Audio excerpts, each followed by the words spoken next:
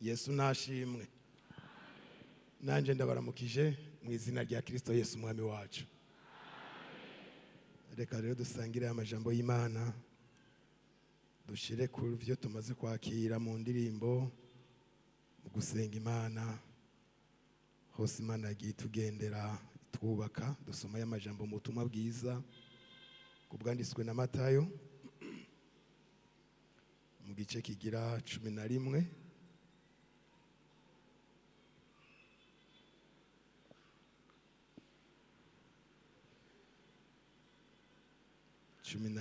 Igice dusome uriya murongo dore kuri 28.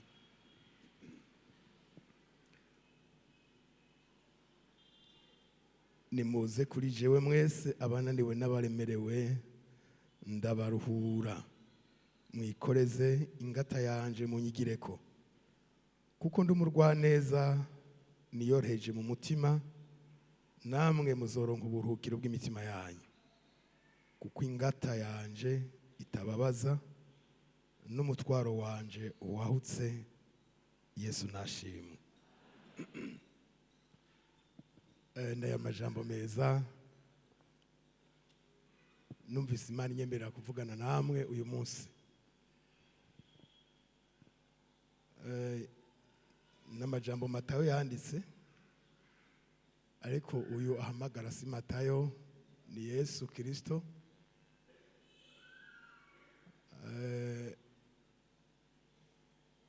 Niwe yaduhamagaye, niwe atuzi, azi umuntu wese. Hanyuma rero ndaza gukuramo ijambo rimwe murya mirongo myinshi twasomye. Murabona iki kintu Yesu yakoze ku mutwe w'ijambo arico twasomye ku murongo wa 28 birasa. Nta wundi muntu numwe mwisi yabariho ashobora kumwigana ngo hamagare ngo yemwe mwese abananiwe n'abarushe nibuze kuri jewe. Uko turemwe abantu bananiwe canke barushe turabahunga, mugabo Yesu ni wavuga ngo nimuze kuri jewe mwese abananiwe n'abaremerewe ndabaruhura. Sivyo ngomba kuvuga, ngomba kuvuga uriya murongo hepfo 29 uvuga ngo mwikoreze ingata yanje munyigireko. Aho ndarenganye mugabo ngo kuko ndi umurwaneza niyoroheje mu mutima, namwe muzoronka uburuhukiro bw'imitima yanyu. Ndavuga kuri iri jambo rivuga koroha, kwiyorosha mu mutima. Umuntu wa mbere yadukwegeye, ntitugomba kuvuga bimwe avuga kuri Adamu, tuvuge kuri uyu muntu yitwa canke iki cyaremwe c'impwemu citwa Satani.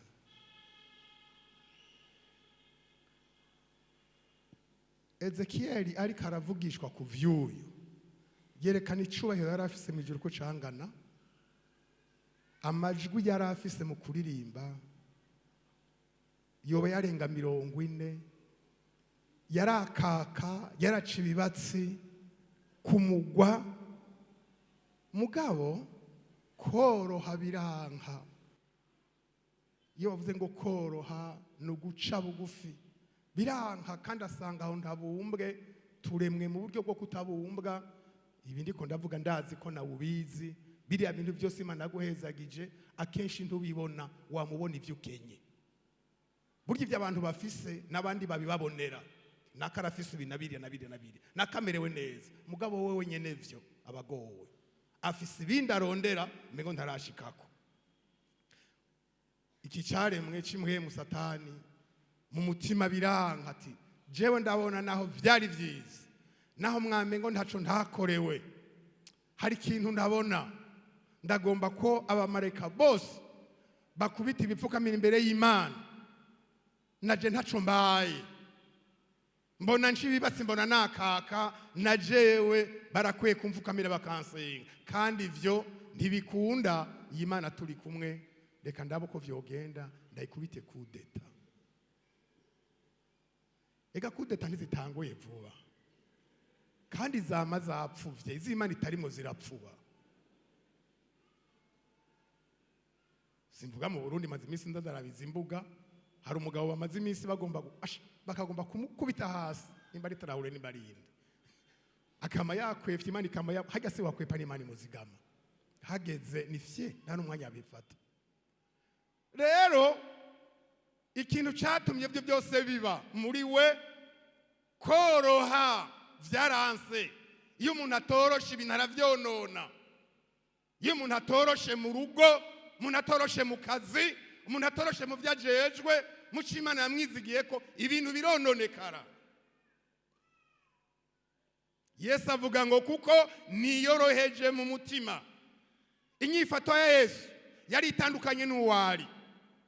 Yari Imana ishobora byose, yaremye byose, mugabo kubera kwiyorosha, mucete yandikiye Paulo yandikiye Abifilipi 2:5, nubwo yari Imana yasanze kuringanira n'Imana atari ikintu cyo kumirako, muri kwa koroha aramanuka yakira ishusho y'umugurano ngo acikusa n'abantu. Naho nyine ataba Yesaya 5:3 avuga ngo yari umuntu abantu batoshize kwijisha, ntiyari wo kwipfuzwa. Hari abantu bakwipfuzwa rengana abantu bagahindukira, siko Yesu yari ameze. Bibiri ngo yari umuntu abantu bara bakamucira inyeri, ngo n'ibindi birenganye ngaho. Kandi uyo yari Imana, byose byaremwe nawe, mugabo ariyorosha wenyene ngo ashikire umuntu, ariyorosha, aradenderezwa, aravyemera. Ariyorosha, aracibwa urubanza rw'inkozi z'ikibi, atacaha na kimwe afise. Muri Yohana yavuze ngo nimba hari cyaha nakoze nagira umuntu n'umwe azanganyagiriza, nta n'umwe yabonetse. Ibyo bavuze byose byari ibimendanyo, mugabo kubera ko yiyoroheje mu mutima, biransaba ikinyurane cyo kwiyorosha no gukomantara. Ico ni kinyurane. Gukomantara naho umwana angana agera akomantaye ntugonda, naho umutamakazi agenda yunamye agondamye agoramye muri we gakomantara ntugonda. Nabonye mwiri jambo ngo kwiyorosha mu mutima canke kugira umutima woroshe. Hariho abagabo umushikira ukamuhanura akakwishura ariko ararira. Ivyo byambaye ko mbabarira ngo aroroshe. Hakaba n'uwundi umengo aheruka amosozi akivuka, yaragajaye, yarumye nk'ubwo gusya. Iyi mpemu rero gukomantara iyije mugomba kubisoma zore hariya mukuvayo mu bihe by'Abisirayeli, ntidusomayo mu bihe by'Abisirayeli n'uyu mugabo Farao novuga ko yarakoze ukuntu, kandi Imana yavuze ngo uzokwerekanira ko ubushobozi bwanje. Farao ibintu by'Imana yaravyumva, agize ibimukanga. Kumwe k'umuntu ashobora kugira ibintu bimukanga, akaronka kumbura umusiguzi cyangwa amajambo y'Imana yakora kubyo akagira ubwoba, ataka kanya hamwe uva mu mubiri ushobora gusha ubugingo budashira agaca gwa hasi. Ati Imana imbabarire. Hari umuntu hamwe yarapfuye, ibi bintu by'imitobe bari bavuze bati ibi bintu inama yabiravye isanga sivyo nukuboregwa, bantu bakura amashati ugasanga babizicuya kwibakure y'urwagwa ngo n'umutobe. Yavyuye amaso ngo amacupa ndugwe amacupa 8. Ivyo bitandukaniye hehe no kuja mwibara. Hanyuma rero uwo muntu bakabibuza, barakamuhamagara bati wowe rero tumaze iminsi twumva ko impanuro baguhaye utayumvise, vyiza wozi uzegereye n'izindi ukazinywa, kuri uru ruhimbiro uza ntuzoze tuzogutaramura. Ati jewe atega ati kucu cakuca kuri imbere ibiringe by'abakozi b'Imana ati ndahebye singisubira. uruhimbi rukaza bakamureka karugumako ngo rurengane batubuhoho no gutahana gitaha bagasura kwa magati hewe wewe baraguha impanuro kandi ati ntibambeshe ababivuze mugabo satani muramunzi none si biganza byanyu sukubira imana imbabarire singisubira bagasura kwa murabeka kubiganza yarinza hwera ari muri ivyo kandi herezo baramutaramuye kuko ivyo bisigura umutima utoroshe umutima ukomandaye umutima ukomandaye urihana ariko ntubivamwo umuntu umwe jashishikara yambariye sindamuvuga ndaza kumubwira pasiteri kuko aramuzi yarasanze hariya mu kigwate arambariye seho yasengera nukuri yaje uturamutse ati pasiteri ndagomba ngusengere ntego kandi kumara ujya twahora dukorera pasiteri Jeremy byarabizi ndagomba ngusengere ndi kubera iki je naragowe mu mutima wagowe niki jewe nshobora ivyo abandi badashobora ariko kandi simeze uko abandi bameze none ivyo ushobora nibikati ahandi henshi hari abantu bakomanaza umutima mbwe Marika aravuga ati wowe waracumuye kandi akumva ko yacumuye mugabo ukamenga atewe aho yicare hafatanye n'imisumari afashe inyone bicayeko ati mugabo jewe bahamagara baza kuri Yesu ngenda ndiruka kandi uko kwari kuri yaza mu bimbere naho ndamubona agatashika imbere y'abakozi Imana akagwa akari ati je ikora yanje ni bakamusengera mugabo agiye agatasubira hahandi nyene nama muri ubwo buzima ndagomba kubivamwo mugabo byananira kandi yararira uru rugendo ko uja mu ijuru rero nta kuyoba kurimwo ni ibintu birimo none umuntu Yesu yavuze ngo umuntu agomba kumukurikira niyiyange yaravuze kuri se na nyina n'umugore n'abana aragaruka ati nawe nyene ubwiwe niyatanka amagara yiwe arashobora kuba mu idini cyo mu bantu bankurikira ariko ntashobora kumwigishwa wanje ega mu ijuru hadoja bigishwa bawe abigishwa ba Yesu yigishije bakemera ariko ababaye mu idini yo abasiguzi badosigara ntibagira igitigiri babaye mu idini abaririmbyi badosigara ntibagira igitigiri babaye mu idini ntibabaye abigishwa na Kristo harimwo kwiyanka iri jambo kwiyorosha hari ikintu mu bintu byinshi navuze kimwe gusa ndengana ku mwanya murazi wo dufise si muremure hari ibikorwa bitari biki mu bintu biranga umuntu afise umutima woroshe wiyorosha natoye kimwe gusa muri byinshi cyane kugira ngo dutware umwanya neza Yesaya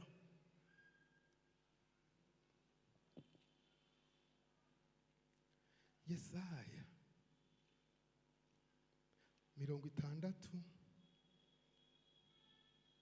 66 umurongo umwe ugira kabiri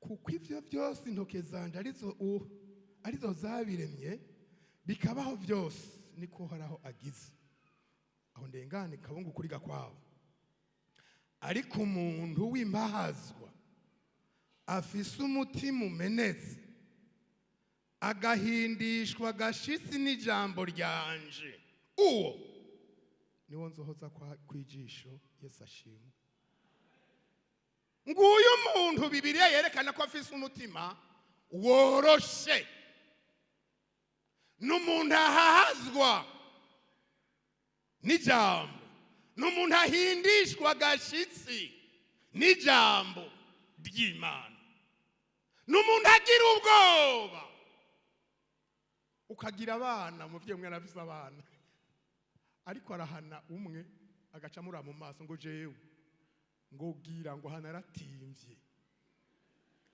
inkono ucuta none ucugira iki inkono ucuta hasi ngo naratimvye igitimbe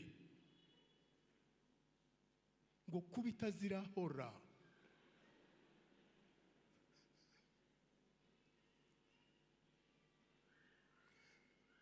umuntu w'imbazwa ahindishwa gashitsi n'ijambo ryanje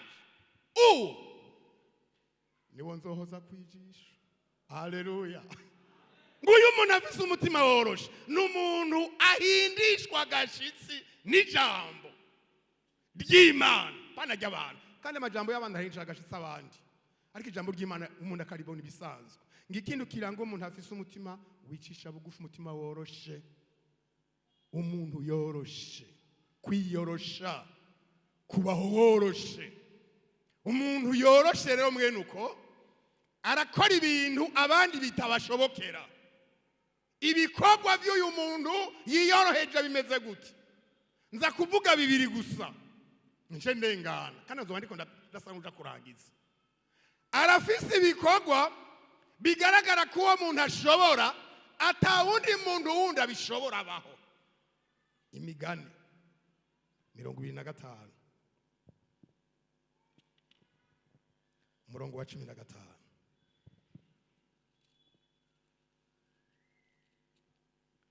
Uko amera ahindishwa agashitsi n'ijambo ry'Imana. Biravuze ngo niwe Imana izoza kwa maso mu bikorwa vyiwe ni muranga 25:15. Gushishikara wiyoroheje vyemeza umucamanza, kandi ururimi rwiyoroheje rujanjagura igufa. Amen.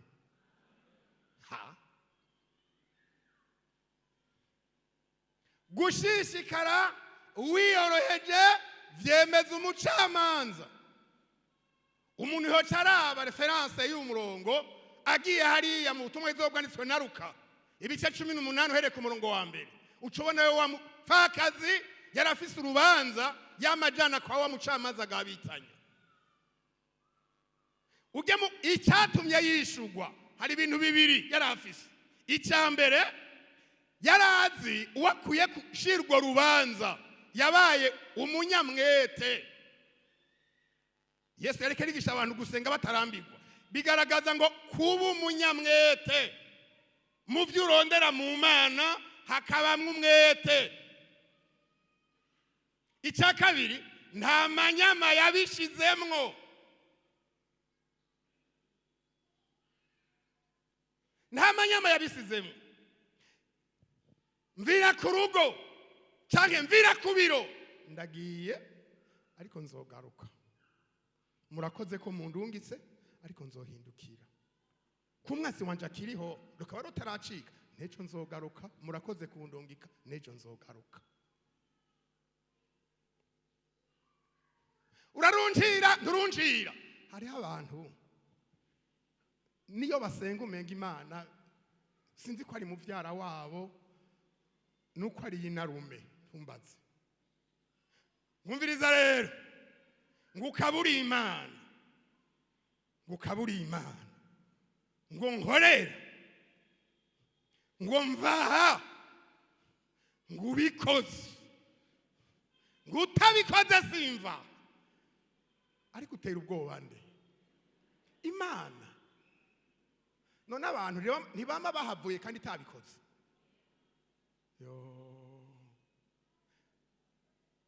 Umutima wiyoroheje anamukairukana canke hana wontabara ukanyishura ukangirira ubuntu ukanyibuka mu minsi yo kuduga ntigeze acika inkokora ngo avuge ngo nihagende abafise abana, nihagende Penina n'umugabo wanje barabasangiye nje kugirana iyo Mana. Gushishikara wiyoroheje amanyamatayo uciye bugufi wiyoroheje. Hari ibyo nkikuronderako Mana niwanyibuka, Mana urantabara, Mana urabana nanje. Gushishikara wiyoroheje byo dutwara umwanya. Mu gitabo ca Samweli muzobona wa mugore Abigayili ingene yagiye akiyorosha imbere ya Dawidi, kumbere n'indi nteguro akavuga ati umviriza, erega wewe ndakwitegereje, ubugingo bwawe buzokwama butekeye mu mutekero w'abariho, uwabari guko nuwaragiye kubica. Ariko ariyorosha uwo mugore arasubira, Imana iramufasha ati hari kiri no mwibutsa Dawidi bigatuma yumva ko nshimitse. Ati kandi ubugingo bw'abantu bakubangamiye bakurondera azobushibura nk'ibuye rishibuwe n'umugozi. Amwibutsa kubyo kwa Goliyati ngo avyibuke n'ingoga k'umugozi ari ikintu gikomeye. Dawidi umubwiye umugozi hepfo ngo nimange, yaca vyumva atega iki kintu nishokweri. Acamubwira ati ndakubwire, iyo utaza kunsanganira vyari vyaheze uno musi mwafutwa mu muryango nta mwari gusigara zina muhungu. None rero ubwenge bwawe bwagufashije kuza kwiyorosha, genda nta nikimja gukora. Aratebara aranegura umugabo wiwe imbere y'uwo mwami ati erega urazi mugenzi nahavuze ngo uri mw'ishamba akakunegura. Erega umugabo wanje nabari risigura ngo nikigugu, ubugugu nizo ndya ziwe. Ntumumpore aturakoze kwemeye amakosa, sinkije kurandura abo bantu ndasubiye inyuma. Bagenzi, ikintu kiranga uyu muntu ubwa mbere ni umuntu ahindishwa yashitse n'ijambo ry'Imana mu bikorwa vyiwe. Arashobora kwemeza umucamanza atavyabona bihari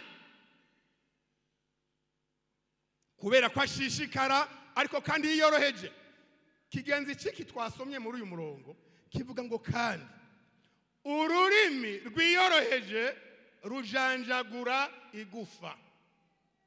Abagifise amenyo mwe mwoshobora amagufa, none ururimi n'amenyo ni igiki gikomeye? Samenyo mugabo ngahabira ngo ururimi rwiyoroheje rujanjagura iki? None ivyo birabaho?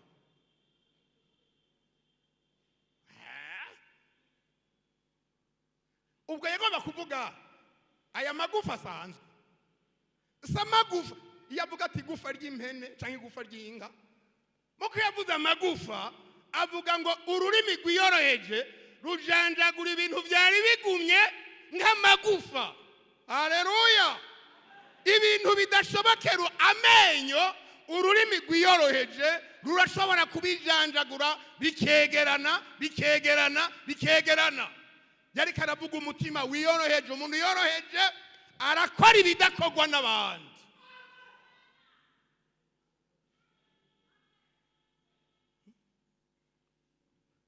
Kwiyorosha, Yesu avuga ngo muzoronka uburukiro bw'imitima yanyu kuko ndiyoroheje jewe mu mutima. Ururimi rwiyoroheje rujanjagura igufa. Ndiko nasoma Bibiliya nagendagenze ndiyumvira kuri byinshi ndatembeye. Abayuda burya bari bahanamiwe n'ikintu kimeze nk'igufa. Umugabo witwa Hamani, amahera yaratanzwe kandi harageze ko umunsi ushika ngo biyicwe n'uyu Moridekayi yamanikwe ku giti. Mugabo muri iyo minsi nyene Esiteri yasenze, Imana iramuha ikintu cyitwa kwiyorosha. Abwira umwami aterega ndabakumbuye muze kukirimba, ndabateguri nateguye imfungurwa, ndagomba munderi iteka mundiri ndya mundiri turire, ndabaha ibyo munywa munywe munderi iteka. Ariko mwami kaza ati ngomba mumfungurire.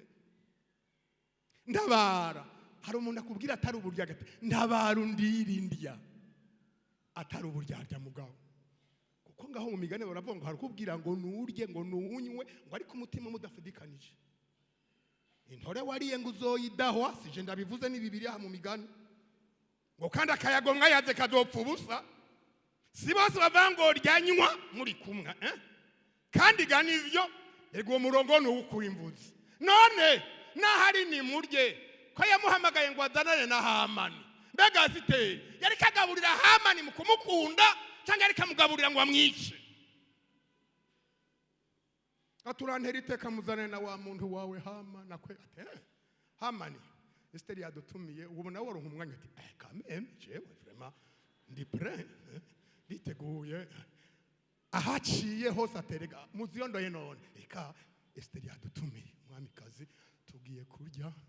Iyo umuntu agiye mbora ndabivuga mu rubanza abantu baratubwenge kwamengo siho bari kwamengo nabandi bagaruka kuba abantu bavuye mu manzaga yeko umusi wa ndiko ndavuga ingene umuntu wiyoroheje ururimi rwiyoroheje rujandagura amagufa mu mwami yari yasinye igihugu cyose ibihugu 120 barabimenya ngo umuyudari nukwicwa ngo ryari gufa ku bayuda. Umunara n'igufa rimwerekeye mugabo kumusugira kabiri arasubira batumira ati ngo garuka Esiteri none kutaho rugiruku intumbero ni yaye urafise ijambo ateka muzogaruka nzobabarira. Ariko musugira gatatu uyu mugabo Hamani nyene guhwera nyene atoya ndumuyo kabiri musugira gatatu no sinshobora kugenda gudusangiye n'umwami Moridekayi kiri harya iri rya gatatu ndabirya nawe amanitse niho apeti yoza nkagira akayabago yari yahaze haraho umuntu ahaga akiyibagira kumbe uwo munsi nawo niyo nyishu umunsi wo kwicwa kwiwe yari yo nyishu yo gutabagwa. Sanga umuntu w'umugabo w'umwami yabuze itiro yazindutse mu gitondo ngo agiye gusaba ngo Moridekayi na bamumanike. Mugabo asanga Esiteri yarasenze kandi Moridekayi nabo yarambaye amagunira umurondera yambaye costume canka amakanzu y'ico gihe ndumva zizobambana na bya bitambaro byo mu mutwe urondera kwica Moridekayi nawe arabimenya ati naho ibyo gusenga bitankundira jewe ibyo shobora ndabikora ndambara amagunira nibambara izikwiye abambara nibambara je sigihe cyaje kwambara imyambaro y'umunyezamu ndakuye nambara amagunira nje mu gahinga bavuge ngo nasaze inkuru bashira Esiteri gaterega so wanyu canke musazanya ayo majambo yose arakoreshwa ngaha yasaze ayambaye amagunira ati ndambaye ibara muramu w'umwami yambaye amagunira caramutumako noba nziguye amaze gusenga ya misi 3 rero nihavuga ati ndagiye bihitemwo aho nasubiye inyuma amutunga inkona ati ngo vuga ati nje kugutumira hari ikindi nje ngomba nguze gufungura nuko ati kweri ijoro ryanyumviriye ko yaba umwami hasuberusa ntiyarazi ibyo Esiteri arondera mugabo kuko yiyoroheje buhoro ati mbarira kumusugira gatatu ati jewe ico nsaba rero iyo dusabwa ngo dupfe twenyine byari bisanzwe ariko abantu bose bagira ibiyicwe yego ninde uwo muntu ati suye umugesera nyene nguyu amaze iminsi arya kandanywa ari giki yitwa igiki umugesera aramugaburira kandi agaburira umugesera rya nivyagenda neza uzobizira ntuzovyuza rya ati nuwo nibagi vashitsi aherutse kugenda nakurose nafyo yijisho none namwe mubishwa ngurimwe mfakare agira mfakazi ego kwere hesha ngwishavu ry'umwami shira ziriringa sohoka sindiko agati ndabikintu no hitana kuri uyo nawe ati yemwe ndambaye ibara mugabo uyo muntu yari bipfuye kuza yangunda ati hewe aja gupfukama ngo agira musaba imbabazi ngo ahurira n'umwami agarutse ati ntubona no mu maso yanje ku ngufu mbona mu maso yanje wacamagara ati cha fati umugabo bakimufata ega ngo hacaza undi ateri kandi ushime iwe hari giti hari abantu rero bagendana ibintu hari abantu bagendana ibintu bakabivuga mu gihe cyavyo mugabo bitaraba ugasanga amenyo n'amajigura yabona ngo mbere ushima nibi navyo vyariho nibi vyariho muhira hari igiti cy'intambwe 50 zuko bwucire mu kuboko kungokora cyashinzwe atego kiriho yari yagishinze ati yaracishingiye genda mukimanikeko. Ndiko ndavuga iki? Ururimi rwiyoroheje rurashobora kujanjagura amagufa, kandi amenyo atoshobora amagufa. Ibitoshobokerwa n'abandi canke n'uwari we wese, umuntu yiyoroheje arabishobora. Niwa muvuma amate ntagusubize agaca agenda, iherezo ntuzomurondera ukamusaba imbabazi kwiherezo. Mugabo niyakwishura yasi, niyakuvuga nabi nawe ugaca umuvuga nabi, kuko umuntu akuvuze nabi umuntu ati nakakuvuze nabi, ntuce umubwira ngo nawe nyine ameze ukuntu kunuko. Iyo ntumwa yabigushikiriye niyo utumye kumubarira. Ngira aho naho mwumva intumwa igushikiriye ngo Pastor Juste yakuvuze nabi, ngacana ngene mubwira ndeka burya ahubwo nawe ameze ukuntu akuriye, ndamutumye ntigene umumbarire nawe. Ejo rero si jewe siwe, twese ni mungorane. Mugaba mbariye ngahora nta ngorane. Ejo biba vyaheze. Hari n'igihe gateye mugabo, hari yantu bamuzi yarahoze kandi hagera abizi. Ebaga ngo twuzuze ibi bintu. Ururimi rwiyoroheje rujanjagura igufa. Yesu ashimwe. Navuze ngo sintejya mpeze rero. Mbega uwo mutima woroshe uva hehe? Wawukura hehe? Bande bawugomba? Imana igira igabe kuwuvyemera wese. Uvuga ati jewe sinemera kwagira umuntu antanga uwo mutima umeze uko, maze igihe mvise umutima uko mantaye unyuranye n'ivyo turiko turumva. Imana igira itanga uwo mutima, urawakira canke urawanka. Yesu adutabara. Imana igira igabe abavyemera. Nabo nyene batanguye, abandi goma mureki nibarya nyene, hajya nibarya nyene. Ntimuzi muri cya kidenge uwabanza yabuwo nyene, abandi baba bo kumuherekeza bagaca bagaruka baryama hamwe bahora. Imana igira igabe umutima wiyoroheje, umutima ushobora kwihana, umutima ushobora kwezwa, umutima ushobora guca bugufi, umutima ushobora gukorera Imana neza, umutima utagiramwe amagorwa. Imana igira igabe. Amen. Ezekiyeli turangize. Ezekiyeli 36.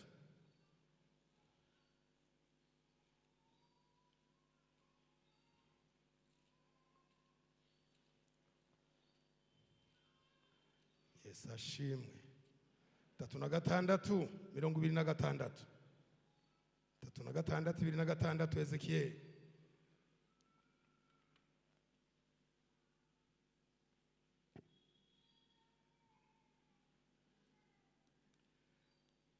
Dusome. Kandi nzobaha umutima musha, mbashiremwe impwemu nsha, nzokura umutima ukomeye nk'ibuye mu mibiri yabo, mbaha umutima woroshe nk'iki, kandi nzobashiramwo mpwemu wanje, ndabagendeshereze mu byagezwe vyanje, namwe muzokwitondera amabwirizwa yanje muyashitse. Amen. Amen. Imana igira igabe ivyo muhira batokugabira, ivyo umugabo atokugabira, ivyo umugore atokugabira, ivyo umwana atokugabira, ivyo umuvyeyi atokugabira, ivyo shobuja atokugabira. Uramukoreye neza, hari ibintu vyinshi atokugabira shobuja. Ivyo umukozi atoguha utomwikorako. Niki gikorwa Imana ivuze. Ezekiyeli abwira ihanga rya Isirayeli, ariko ndiko ndavugana n'abanyakinama. Nzoshira 26, nzobaha umutima musha, atari wa undi bahorana, atari wa undi bamaranye umwaka urenganye. Nzobaha umutima musha, mbashiremwo impwemu nsha. Imana irafise bisha. amen. Abitegura kubyakira, haleluya, bikubera uko byumva, Imana ibigukorere. Nzabaha umutima musha, mbashiramwe impwemusha, nzokura umutima ukomeye nk'ibuye mu mibiri yabo, mu mibiri yanyu. Hari avuga ngo mbahe umutima woroshe nk'inyama, haleluya. Mbahe umutima woroshe nk'inyama, haleluya. Umutima woroshe nk'inyama, umutima uhamvya ivy'Imana. Hari abantu b'ivy'Imana ukamengo n'imigani bikora avuga. Eka si imigani, nukuri gukwiye, nukuri guhindura umuntu agahinduka, nukuri gukura umuntu mu kibanza yararimwo kukamushira mu kindi, nukuri kuvyura umuntu yararyamye agashishikara urugendo, nukuri kuzura n'abapfuye bakema. Amen. N'ijambo ry'ubushobozi. Nzokura imitima ikomantaye nk'ibuye mu mibiri yabo, mbashiremwo, n'igikorwa c'Imana, mbashiremwo umutima woroshe nk'inyama, haleluya. Umurongo wa 27 turahejejega. Kandi nzobashiramwo mpwemu wanje. Ibi si vya bintu zona umuntu yadutse ngo oya, sibijya. Nzobashiramwo mpwemu wanje. Mpwemu yaratanzwe wo kuturwanirira no kuduhindura bera nk'uko umwami abyifuza. Haleluya. Hariho uko umwami yifuza ko tumera n'abantu, ni wenyene. Icyo si igikorwa cya pasitori, nta n'umwe abaho. Si igikorwa cya mwarimu, tagira uzoguhenda ngo arashobora gukura imitima mu bantu imeze nk'amabuye ngo akabashiramo imitima yoroshe nk'inyama. Oya, nta n'ubyigirira, ntawe ubaho. Kandi nzobashiramwo mpwemu wanje. Haleluya. Uwo mpwemu w'Imana nta muntu amumwiba. Oya. Hari umuntu muto muri ibi yavuga ati jewe nzanumva mpwemu araje, ati nkumva ndashusha, ati nkubushe ngo vuga. Aca yegera umuntu nawe kumva ngira atahamvye ivyo, ngo none ngo agenda ocangirika, tucuvuga ntuzosubire kumuzimya. Mpwemu ibimuzimya so kutavuze, ikimuzimya ni icyaha. Mbega inkwi zumye ushize ku muriro wozibwira ngo ntiwake? Oya, wozibuza ngo umvire ngo ntugenda wake. Shira ibisate vyumye, shira ku muriro. Nimba ufise nk'uburyo shira ko kagapeteroli, hamushire ko umucana urabe. Ntutegeka kwaka kandi uwubuza. Sivyo wigira ika. Ivyo bitumwa waka biriho. Vuga. Uvuga iki? Ko Bibiliya ivuga ngo bavuga nk'uko mpwemu agize gute? Abahaye. Ntuvuge kanaka, oya. Uko mpwemu aguhaye aba ari byo uvuga. Haleluya. Tuvuga bimwe, dufise ivyiyumviro bimwe. Tuvuga bimwe, turi bamwe. Tuvuga bimwe, Imana ifise bimwe. Iragutse Imana. Imana ni nini kandi iragutse. Nzobashira ninaheza gukuramwe imitima ikomantaye nk'amabuye ngata, nkabashiramwe umutima woroshe nk'inyama. Nzoca ndabashiramwe mpwemu wanje ye. Haleluya. Ngo umuntu acamera nk'uko Imana igomba, uko Yesu agomba, ariko tumeze uno munsi nkamera uko agomba. Wozobona aranyakuye ndagiye, ngo mbega aragiye, ndagiye kuruhuka kwa databuja. ejo bashaka kukugomwa bati naka arageze fye inzamba itaravuka genda uruhuke wakoze uko ngomba. Dusenga Imana. Ndagomba kuvuga ngo wewe uvuga uti nanje ndagomba uwo mutima, haguruka huri, haguruka huri. Ndagomba uwo mutima, umutima woroshe, umutima wihana, umutima wezwa, umutima watura, umutima unesha. Ndagomba uwo mutima. Ndaguhaye kaze rero. Tuzi ko wagerageje bikanga none. Erega uragomba kugororoka ndabizi, kandi uragomba kunesha ndabizi. Mugabo vyaranse ntavyo ushobora kubera ko umutima ni wa wundi. Ariko Imana iragomba kugira reparation y'imitima. Imana niba yaratanze umutima, hari yindi yasigaranye. Irafise umutima yo guha, atari uwo w'inzigo, atari uwo w'ikibi, atari uwo kwiba, atari ubusambanyi, atari ubwicanyi. Yaguhundi mutima. Irafise umutima. Nzobakuramwo umutima ukomantaye nk'ibuye, mbashire mu mutima woroshe nk'inyama. Haleluya, haleluya. Yesu abahezagire. Nimuze, nimuze mupfukame imbere y'Imana. Nimuze.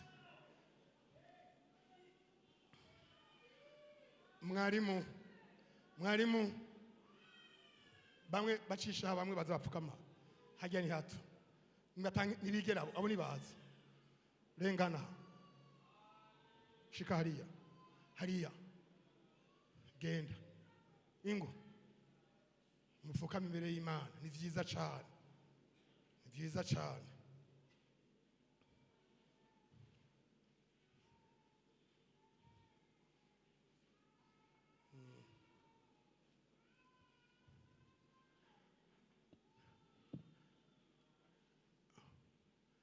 Dohava dusangwe muri asikariye mukabona bamari muri mubarabire bapfukame hajya bari canke basanga hariho bamanuke bapfukama hose barapfukama nta ngorane.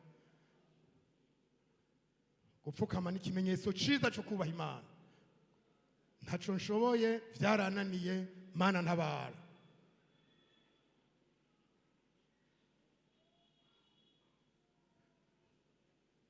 Ego pfukama mugororotse muca mwegerana, pfukama mugororotse muca mwegerana. Naco kiratuma abantu barango bapfukama. Erega bona b'igiciro barazimvye imbere y'Imana, nabikiguzi bazane ngaha acaboneka. Pastor Alex cyuburitegura gushika hano werekeza aba bantu bene data bapfukama imbere y'Imana.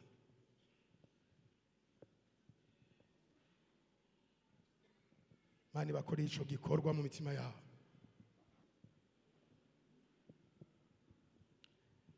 Mana data wa twese uri mu ijuru, turagushimiye ko watwemereye kuba data, kandi uri data wa twese.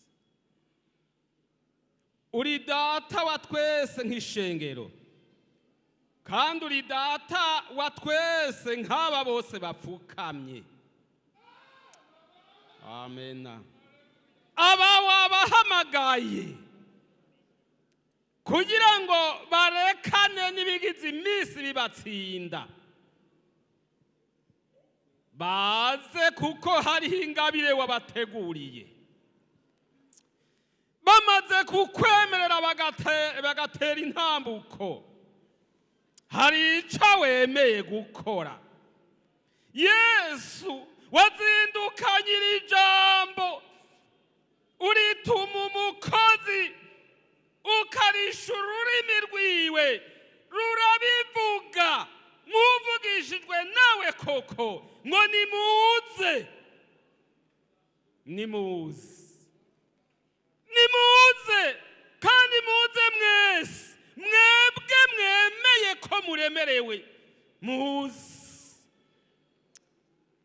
Kandi uyu munsi naje ngomba ko musubira inyuma iyo mwazananye ndabaruhuye. Ngomba ko musubira mu kurwana intambara mwahora murwana zikabatsinda, nabakuye ko imitwaro yatuma muneshwa. urakoze Yesu mwami. None baritabye ngaba baraje. Muririmbye aravuga ngo ndaje Yesu kuri wewe mukiza n'abarunyakire. Ngaba bari mu maboko yawe, bari imbere yawe batura ibyabananiye, ibyabatsinze, ibyagombye kubashira kure yawe. Jambo ryawe rirabahembuye,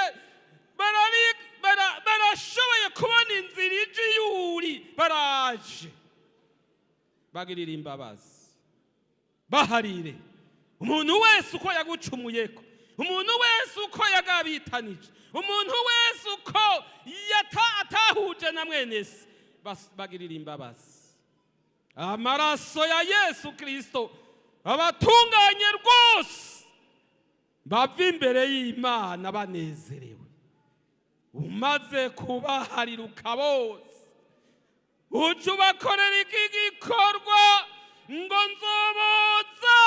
nzobuhagira imyanda yose. Hanyuma umutima wari ukomantaye, wari usigaye uryoherwa n'iby'isi, wari usigaye utsindwa n'ingoga, uwo ndawukure mu muntu wese yemeye ihamagara ryanje. Ngendabaha umutima woroshe, umutima uhindira agashitsi imbere y'ijambo ryanje, babone kwakira mwemu. Amena. Abashoboza kumenya igihe aho kigeze, babaha kugenda neza, abemerera guca mu irembo rifunganye, abemerera kwizera ko hari amasezerano agiye gushitswa vuba. Urakoze kubagiriye imbabazi, urakoze kubahariye, wongere kubatsa bake mu kwizera, bake mu kugukorera, bake mu kugororoka, bake kuko bahaye impwemusha.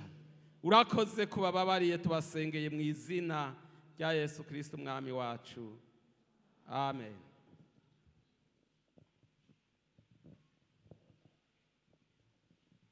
Ego Yesu.